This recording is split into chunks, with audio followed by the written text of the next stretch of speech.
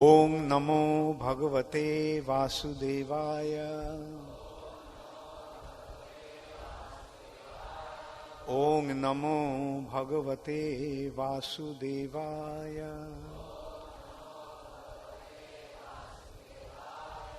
ओम नमो भगवते वासुदेवाय।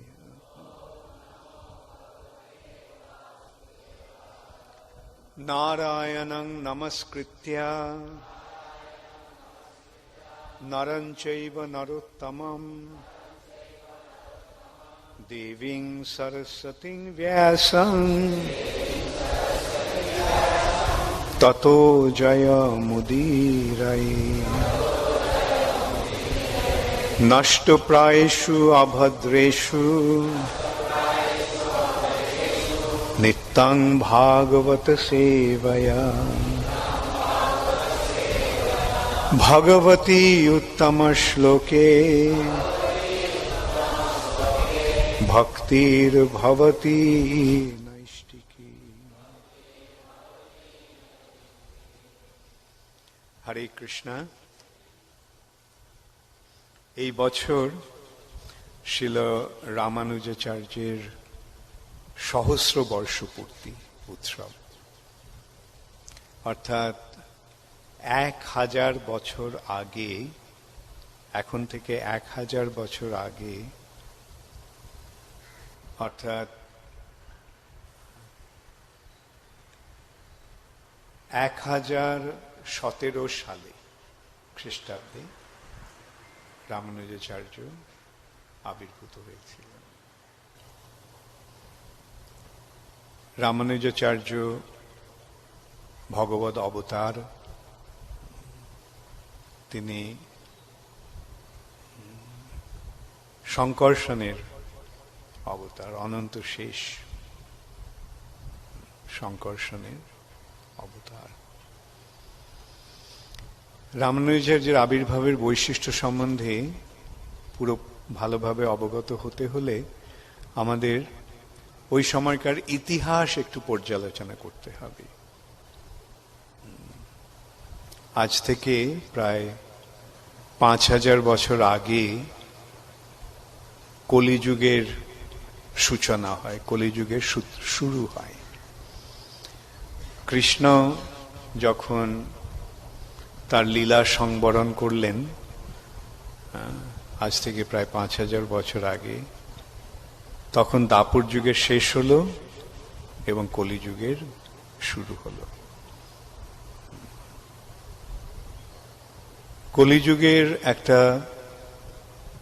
কলিযুগের বিশেষ বৈশিষ্ট্য হচ্ছে যে কলিযুগটা হচ্ছে অধর্মের যুগ। কলির আরেকটা নাম হচ্ছে অধর্ম বন্ধু। কলি একটি বিশেষ ব্যক্তি, কলি একজন ব্যক্তি। সেদিক দিয়ে দেখতে গেলে কলিকে দেবতাদের পর্যায়ভুক্ত করা হচ্ছে। কলি একজন দেবতা এবং কলির মা বাবা হচ্ছে হিংসা এবং ক্রোধ। ক্রোধ এবং হিংসার পুত্র হচ্ছে কলি। ক্রোধ একটি ব্যক্তি এবং হিংসাও একজন ব্যক্তি। এই যে আমাদের যে রাগ, ক্রোধ, এর পেছনে রয়েছে একজন ব্যক্তির প্রভাব। সেই ব্যক্তিটি কে? সেই ব্যক্তিটি হচ্ছে ক্রোধ। এবং হিংসাও একটি ব্যক্তি। হিংসার প্রভাব যেটা আমাদের মধ্যে, সেটাও একটি ব্যক্তির প্রভাব। এই ক্রোধ এবং হিংসার পুত্র হচ্ছে কলি। আর কলি হচ্ছে কলহ, ঝগড়া, বিবাদ। এইটি হচ্ছে কলির প্রভাব। কলিশ্চ কলহ প্রিয়। কলির বর্ণনা এভাবে করা হয়েছে: করালো বদন ক্রূঢ় কলিশ্চ কলহ প্রিয়। আরো বর্ণনা রয়েছে, সেটা আমি বলতে চাই না।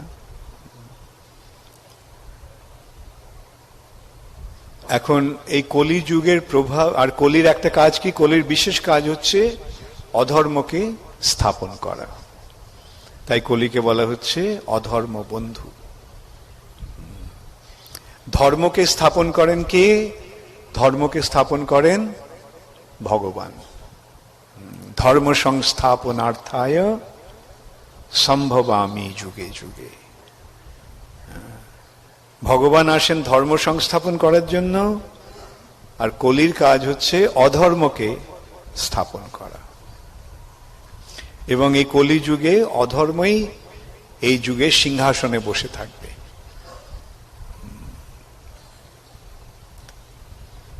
এবং সেই অধর্মের প্রভাবে কলিযুগের শুরুতেই কি দেখা গেল, যে নানা রকম অধার্মিক আচার অনুষ্ঠান হতে লাগলো, যেগুলি ধর্ম নয়, যেগুলি প্রকৃতপক্ষে ধর্মের বিরোধী। আমরা এখন দেখতে পাচ্ছি যে ধর্মের বিরোধী যে তথাকথিত কার্যকলাপ বা ধর্ম নামে যেগুলো চলছে এখন, সেগুলি প্রকৃতপক্ষে অধর্ম। এইটি কলিযুগের বৈশিষ্ট্য। এবং তার ফলে কি হয়, বেদের নাম করে নানা রকম অধার্মিক আচার অনুষ্ঠান হতে থাকে। এরও পেছনে রয়েছে যে রাক্ষসা কলিমাশ্রিত জায়ন্তে ব্রহ্মযোনিষু। গরুর পুরাণে বলা হচ্ছে যে এই কলিযুগকে আশ্রয় করে রাক্ষসেরা ব্রাহ্মণ পরিবারে জন্মগ্রহণ করবে, এবং তারা ব্রাহ্মণদের কাজটা কি, বেদকে প্রতিষ্ঠা করা, বেদের জ্ঞান প্রচার করা। কিন্তু তারা কি করবে তখন, বেদের নাম করে নানা রকম অন্যায় আচরণ অনুষ্ঠান করবে। এবং তার একটা আচরণ হচ্ছে বেদের নাম করে পশু হত্যা। বেদে পশু বলির নির্দেশ রয়েছে, একটা বিশেষ ভাবে পশু বলির নির্দেশ আছে, বিশেষ উদ্দেশ্য সাধনে, বিশেষ প্রক্রিয়ার দ্বারা, বিশেষ যজ্ঞের মাধ্যমে এই পশু বলি হয়। কিন্তু কলিযুগে কি হলো, যজ্ঞের নাম করে অসংখ্য পশু বলি শুরু হলো।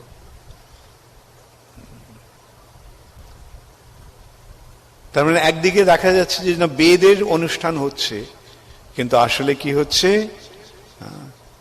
অনর্থক পশু বলি হচ্ছে। সেই অনর্থক পশু হত্যা দেখে ভগবানের সদয় হৃদয় ব্যথিত হল। নিন্দসী যজ্ঞ বিধেরহ শ্রুতি জাতম। শ্রুতি মানে বেদ, শ্রুতি জাত, শ্রুতি থেকে যার জন্ম বা শ্রুতি থেকে যার উৎপত্তি, শ্রুতির মাধ্যমে যে সমস্ত অনুষ্ঠানের নির্দেশ দেওয়া হয়েছে, তার নাম করে, শ্রুতির নাম করে যজ্ঞ বিধেরহ, যজ্ঞ বিধির আচরণের নামে অসংখ্য পশু হত্যা দেখে নিন্দসী যজ্ঞ বিধেরহ শ্রুতি জাতং সদয় হৃদয় দর্শিত পশু ঘাতম।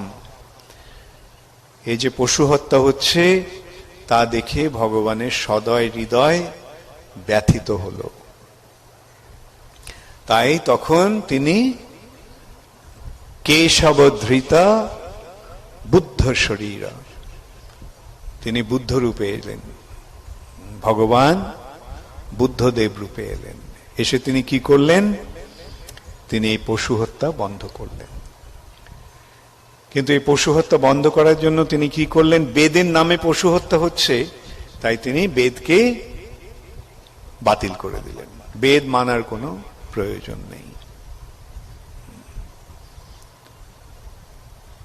বেদের নামে পশু হত্যা হচ্ছে, তাই বুদ্ধদেব এসে বললেন ওই বেদ অনুশীলনের কোনো প্রয়োজন নেই, জীবনের প্রকৃত উদ্দেশ্য হচ্ছে, তিনি কতগুলো নিয়ম দিলেন। সত্যং বদ ধর্মং চর সাধ্যায়ন মা প্রমদ। এই যে সৎ বৃত্তিগুলির নির্দেশ তিনি দিলেন, সত্যবাদিতা, ধর্ম অনুষ্ঠান, অহিংসার ত্যাগ ইত্যাদি। এবং তিনি বললেন যে জীবনের চরম লক্ষ্য হচ্ছে নির্বাণ। নির্বাণ অর্থে তিনি বললেন শূন্যে লীন হয়ে যাওয়া। এই দেহটা আছে বলে আমাদের দুঃখ দুর্দশা আছে, দেহটা না থাকলে আর দুঃখ দুর্দশা থাকবে না, সুতরাং দেহটাকে বাদ দিয়ে দাও। এইভাবে একটা সরল পন্থা তিনি প্রবর্তন করলেন। বিশেষ করে 10টা আচরণের মাধ্যমে তিনি এই ধর্মনীতি তিনি প্রবর্তন করলেন। যে উদ্দেশ্য নিয়ে তিনি এসেছিলেন সেই উদ্দেশ্যটা সাধন হলো, পশু বলি বন্ধ হলো, কিন্তু একটা অসুবিধা দাঁড়িয়ে গেল। সেই অসুবিধাটা কি? সেই অসুবিধাটা হচ্ছে বেদ না মানিয়া বৌদ্ধ হইল নাস্তিক। যেহেতু বৌদ্ধরা বেদ মানল না, মানছে না, তাই তারা নাস্তিক। কেন? বেদের মাধ্যমে ভগবানকে জানা যায়, ভগবানের সমস্ত তথ্য বেদের মাধ্যমে আমরা লাভ করতে পারি। কিন্তু বেদ যদি না মানি তাহলে ভগবানকে জানবো কি করে? তাই বেদ না মানিয়া বৌদ্ধ হইল নাস্তিক। এই যে বৌদ্ধদেবের যে প্রচার, সেটা প্রকৃতপক্ষে পরোক্ষভাবে নাস্তিক্যবাদ। কেন? বেদকে বাতিল করে দেওয়া হয়েছে। তখন বেদের পুনঃপ্রতিষ্ঠা করার জন্য ভগবান যখন দেখলেন যে কাজটা হয়ে গেছে, যে কাজটা সাধন করার জন্য তিনি এসেছিলেন সেই কাজটা সাধন হয়েছে, তখন তিনি মহাদেবকে বললেন, জনান মদ বিমুখান কুরু। অর্থাৎ সেটা বিশ্বের যে নির্দেশ, সেই সম্পর্কে শিব পার্বতীকে বলছেন পদ্মপুরাণে। মায়াবাদম অসচ্ছাস্ত্রম প্রচ্ছন্ন বৌদ্ধম উচ্যতে ময়ৈব বিহিতং দেবী কলৌ ব্রাহ্মণ মূর্তিনা। মায়াবাদ নামক একটা অসৎ শাস্ত্র, মানে অনিত্য শাস্ত্র। সৎ মানে হচ্ছে নিত্য, আর অসৎ মানে অনিত্য, ক্ষণস্থায়ী। কি একটা কাজ হাসিল করার জন্য এই মতবাদটাকে স্থাপন করা হচ্ছে। মহাদেব পার্বতীকে বলছেন এই মায়াবাদ নামক একটা অনিত্য শাস্ত্র বা মতবাদ বা সিদ্ধান্ত স্থাপন করার জন্য হে দেবী, অর্থাৎ পার্বতীকে তিনি বলছেন, ময়ৈব বিহিতং, আমার দ্বারা প্রবর্তিত হবে, কলৌ ব্রাহ্মণ মূর্তি না, কলিযুগে ব্রাহ্মণ রূপে অবতীর্ণ হয়ে, কলিযুগে ব্রাহ্মণ রূপে অবতীর্ণ হয়ে আমি মায়াবাদ নামক একটা অনিত্য শাস্ত্র, অনিত্য সিদ্ধান্ত আমি স্থাপন করব।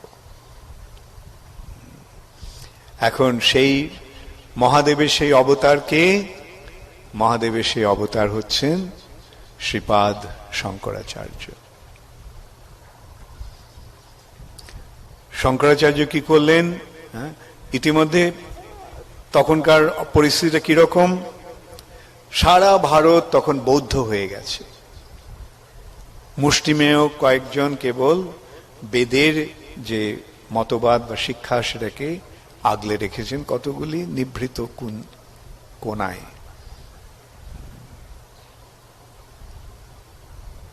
তখন শঙ্করাচার্য এলেন।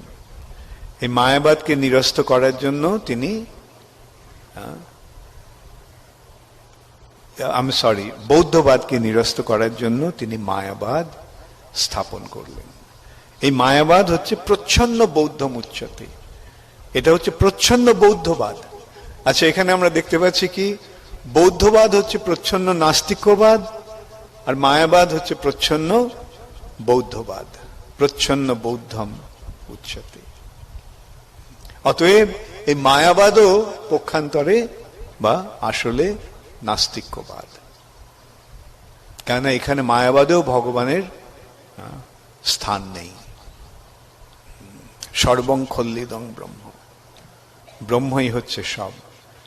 আর ব্রহ্ম কি? ব্রহ্ম হচ্ছে চিন্ময় জ্যোতি, এই সেই চিন্ময় জ্যোতি সব। আর যে যে আকার, যে রূপ রয়েছে সেগুলি সেই ব্রহ্মের বিকার। সংক্ষেপে বলা যায় যে সেই মতবাদ হচ্ছে যে সত্যগুণে ব্রহ্ম হচ্ছে অবতার, রজগুণে ব্রহ্ম হচ্ছে জীব। ব্রহ্ম যখন রজগুণের দ্বারা প্রভাবিত হয় তখন জীব, আমরা জীবেরা সব হচ্ছে ব্রহ্মের রজগুণের প্রভাব। আর যখন আমরা রজগুণ থেকে অতিক্রম করে, রজগুণ অতিক্রম করে সত্যগুণে যাব, তখন আমরা সব নারায়ণ হয়ে যাব। এটা হচ্ছে তার সেই মতবাদ। ব্রহ্ম সত্যগুণে অবতার, রজগুণে জীব, আর তমগুণে বস্তু। আর শঙ্করাচার্যের উদ্দেশ্যটা কি ছিল? বৌদ্ধবাদকে খণ্ডন করে বেদের পুনঃপ্রতিষ্ঠা করা, বেদের মাধ্যমে বৌদ্ধবাদকে নিরস্ত করা। সে তিনি কিভাবে করলেন? বৌদ্ধরা বলছেন যে জীবনের চরম উদ্দেশ্য হচ্ছে নির্বাণ। নির্বাণ মানে হচ্ছে শূন্যে লীন হয়ে যাওয়া। কিন্তু শঙ্করাচার্য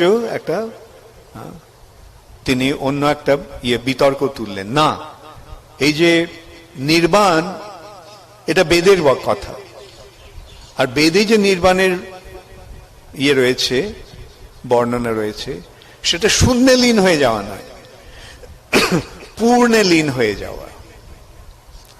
এইভাবে তিনি একটা বিতর্ক তুললেন। এবং তিনি তখন এই মতবাদের দ্বারা তিনি বৌদ্ধবাদকে নিরস্ত করে, বৌদ্ধবাদকে পরাস্ত করে বেদের পুনঃপ্রতিষ্ঠা করলেন।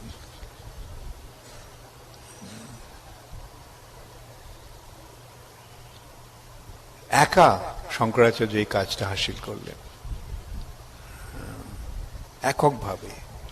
তখনকার পরিস্থিতি কিরকম? সারা ভারত তখন বৌদ্ধ হয়ে গেছে, বৌদ্ধ ধর্ম সারা ভারতে প্রভাবিত হয়েছে। আর শঙ্করাচার্য এসে তিনি তাকে খণ্ডন করলেন, বৌদ্ধ মতবাদগুলিকে খণ্ডন করে তিনি বেদে পুনঃস্থাপন করলেন। তোমরা যে নির্বাণ বলছো, যেটা জীবনের চরম উদ্দেশ্য, সেটা জীবনের চরম উদ্দেশ্য নয়। শূন্যে লীন হয়ে যাওয়াটা চরম উদ্দেশ্য নয়, পূর্ণে লীন হয়ে যাওয়া হচ্ছে জীবনের চরম উদ্দেশ্য।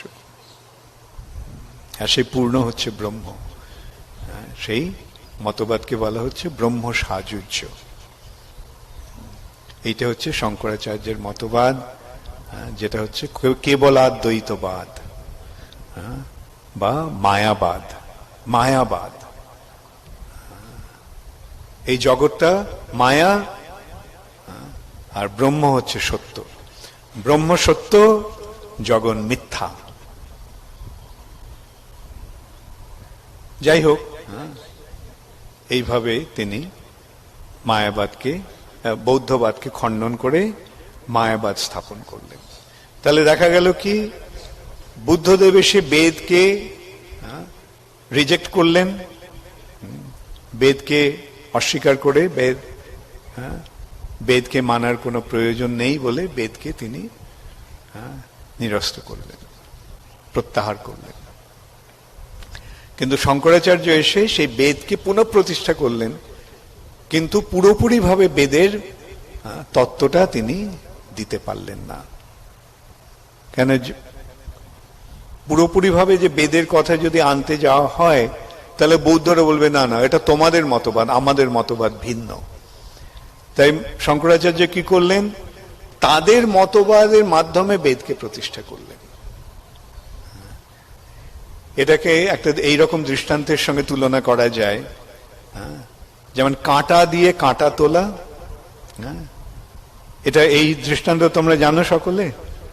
কাঁটা দিয়ে একটা পায়ে কাঁটা ফুটলে কিভাবে কাঁটাটাকে বার করা হয়, আরেকটা কাঁটা দিয়ে কাঁটাটাকে বার করতে হয়। শঙ্করাচার্য তাই করলেন, ওদের মতবাদ দিয়ে ওদের মতবাদকে খণ্ডন করে বেদকে স্থাপন করলেন। কিন্তু যে তার যে মতবাদ সেটা হচ্ছে নির্বিশেষবাদ।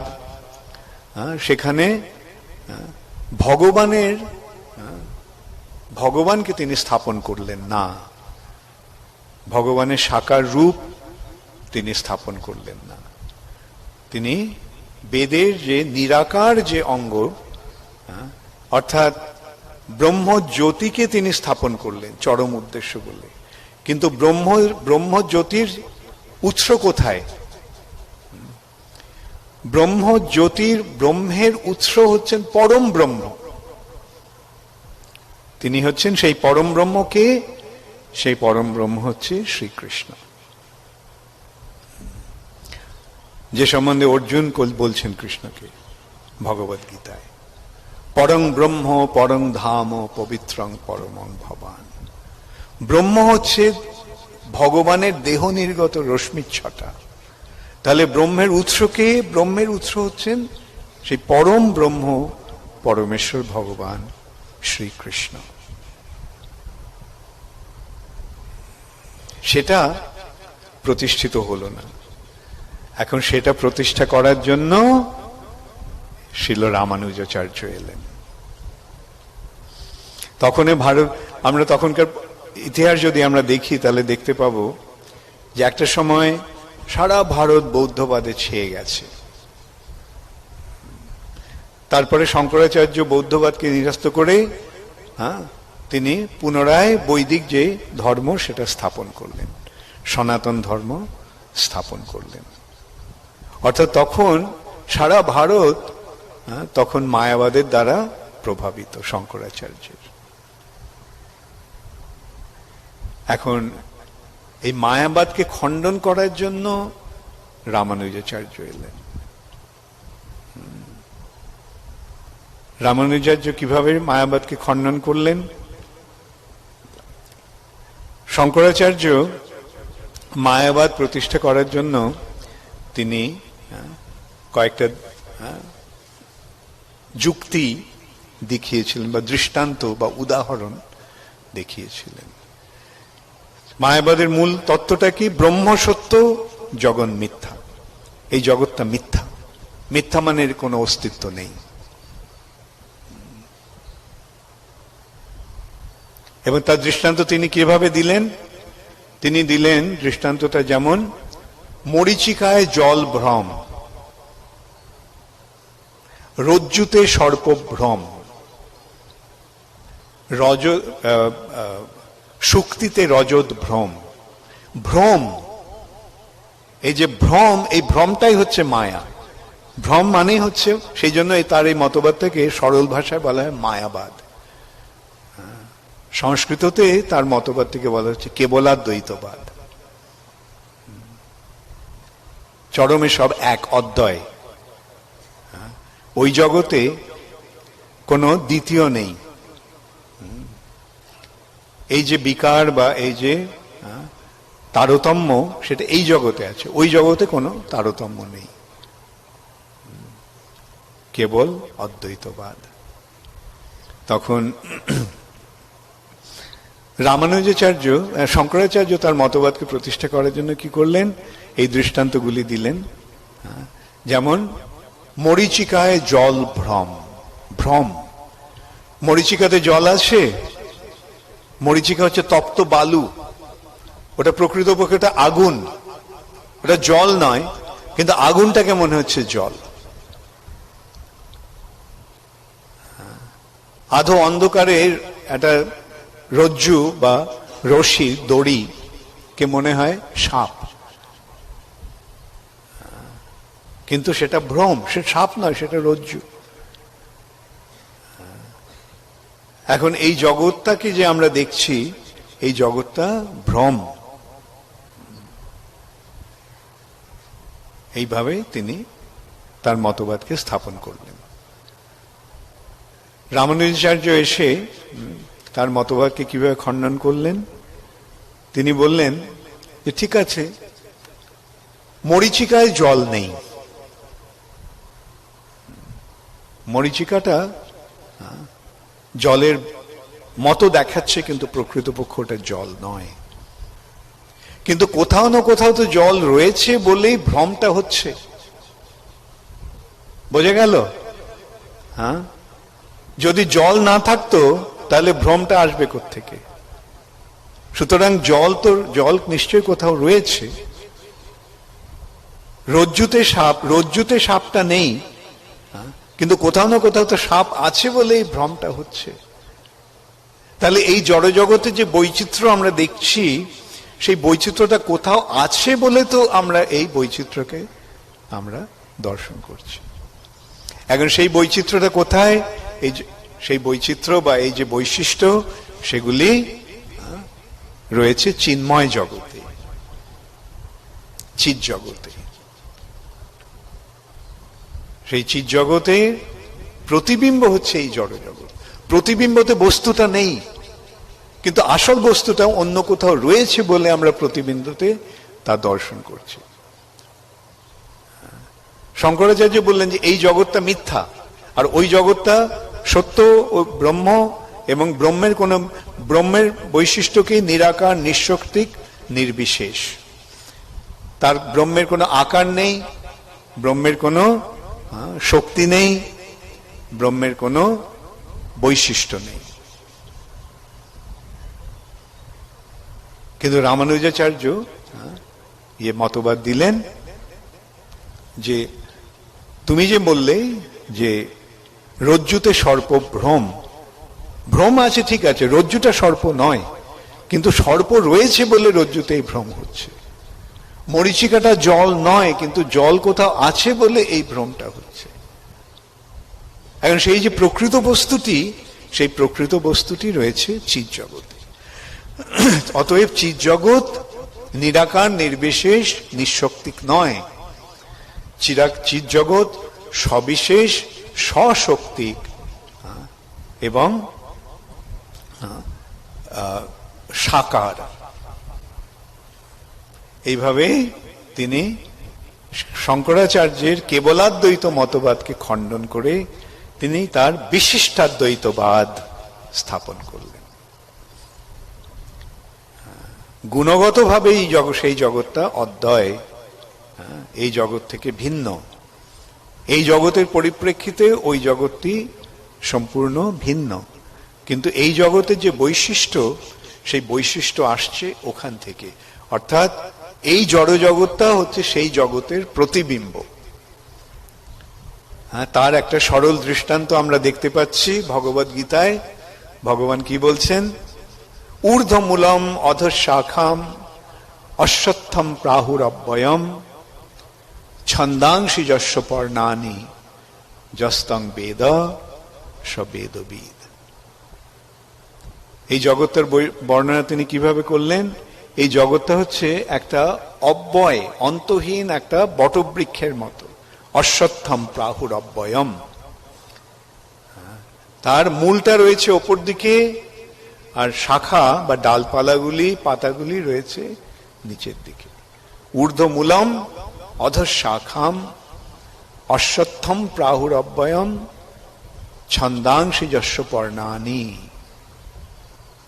তার পর্ণ, তার পাতাগুলি হচ্ছে বেদের ছন্দ, বেদের মন্ত্র। সেই মন্ত্রের মাধ্যমে সেই জগৎটার প্রকাশ হচ্ছে প্রকৃত বস্তুটির।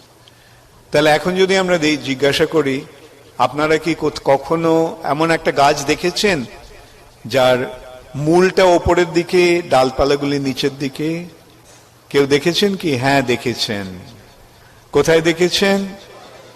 হ্যাঁ, লেকের পাড়ে গাছগুলিকে কিরম দেখা যাচ্ছে, জলে ছায়া পড়ছে। হ্যাঁ, সেই গাছটার মূলটা ওপরের দিকে, ডালপালাগুলি নিচের দিকে।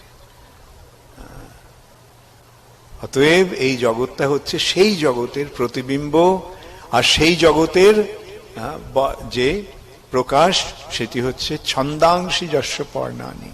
এই যে বেদের যে মন্ত্রগুলি, সেই মন্ত্রগুলি সেই জগৎটাকে প্রকাশ করছে। তো এইভাবে শ্রীপাদ রামানুজাচার্য এসে বেদের প্রকৃত তত্ত্বটিকে অর্থাৎ সবিশেষবাদ স্থাপন করলেন। বেদের প্রকৃত তত্ত্বটি নির্বিশেষ নয়, আংশিকভাবে সেটা নির্বিশেষ। হ্যাঁ, ভগবানের যে দেহ নির্গত রশ্মিচ্ছটা সেটা নির্বিশেষ, কিন্তু তার যে সেই রশ্মির যে উৎস, ব্রহ্মের উৎস, তিনি নির্বিশেষ নন, তিনি সবিশেষ। একটা সাধারণ দৃষ্টান্ত দেওয়া যেতে পারে। এই যে আলো আমরা দেখছি, এই আলোটার রূপ আছে? আলোটার কোনো রূপ আছে? না, আলোটার রূপ নেই। কিন্তু আলোটা যেখান থেকে আসছে, বাল্বটা, সেই বাল্বটার রূপ আছে। শক্তির রূপ না থাকতে পারে, কিন্তু শক্তিমানের রূপ রয়েছে। শক্তির প্রভাবটার রূপ না থাকতে পারে, কিন্তু শক্তির যে উৎস তিনি সবিশেষ। এইভাবে আমরা দেখতে পাচ্ছি ক্রমান্বয়ে কি হলো, কলির প্রভাবে বেদের নাম করে নানা রকম অন্যায় হিংসাত্মক আচরণ চলছিল। সেটাকে নিরস্ত করার জন্য ভগবান বুদ্ধদেব রূপে এসে তিনি সেই যে অনর্থক যে পশু বলি হচ্ছিল সেটা বন্ধ করে তিনি অহিংসার ধর্ম স্থাপন করলেন, এবং সেটা করতে গিয়ে তিনি বেদকে না কাজ করে দিলেন।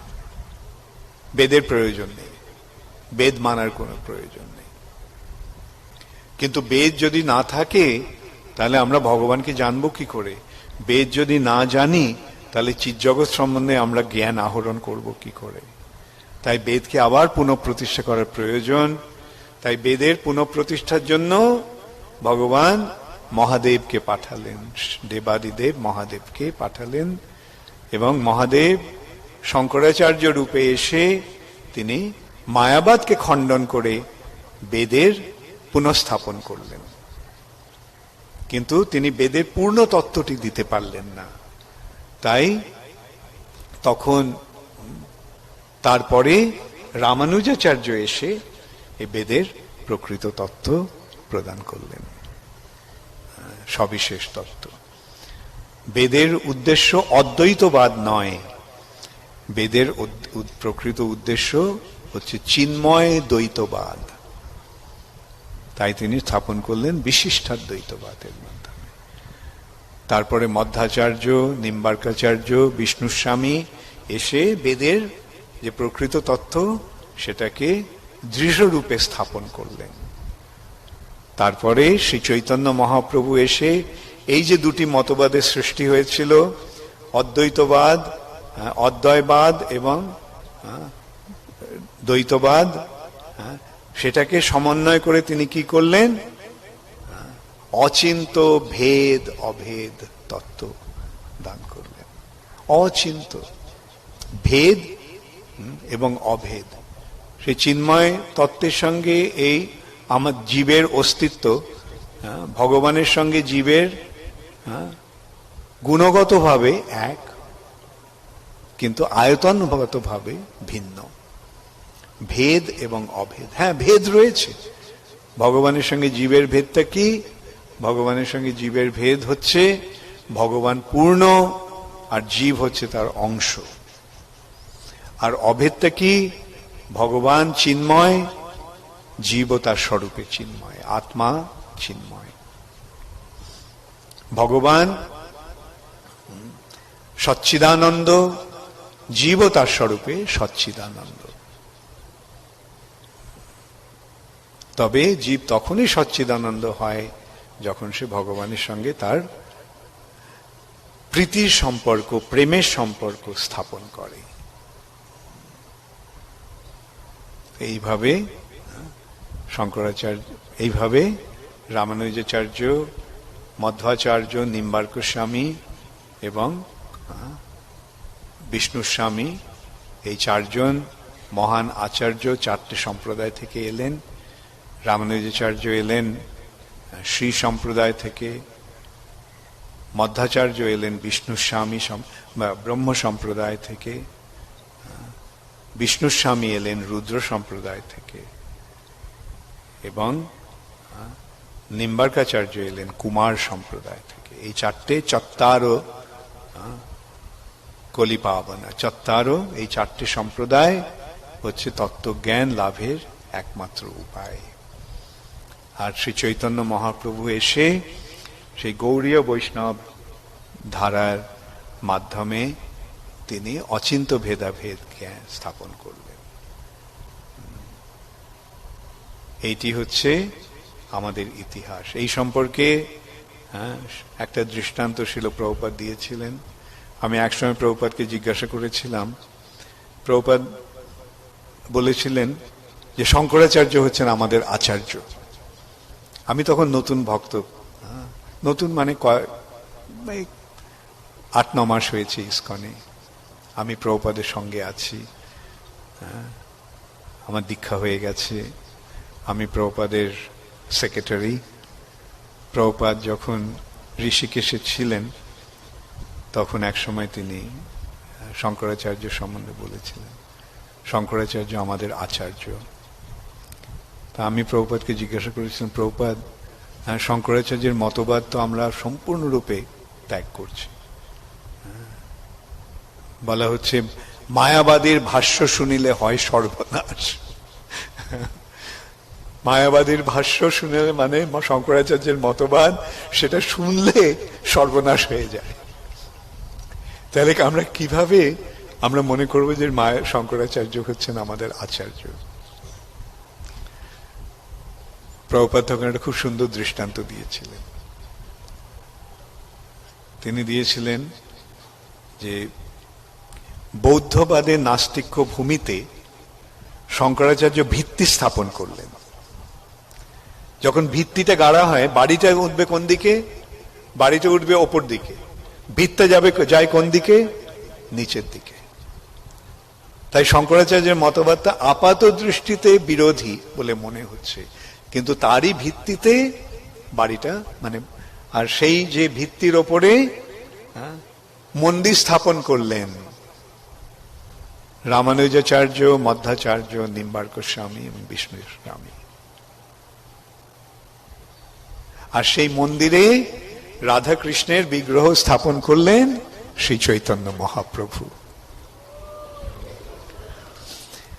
আপনারা কে কে মায়াপুরে গেছেন? আচ্ছা, মায়াপুরে যে গৌড়ীয় মঠ আছে সেখানে কে কে গেছেন? ওখানে মন্দিরের চারটে পাশে কার কার মূর্তি রয়েছে? এই 4 আচার্যের মূর্তি রয়েছে। 4 কোণাতে, এক কোণায় রামানুজাচার্য, তারপরে আরেক কোণায় মধ্বাচার্য, নিম্বার্কাচার্য, বিষ্ণুস্বামী। অর্থাৎ এরা এই মন্দিরটাকে স্থাপন করেছে। আর সেই মন্দিরে শ্রী শ্রী গিরিধারী গান্ধর্বিকা গৌরসুন্দরের স্থাপন করলেন শিল ভক্তি সিদ্ধান্ত সরস্বতী ঠাকুর। এটি হচ্ছে শ্রী চৈতন্য মহাপ্রভুর অবদান।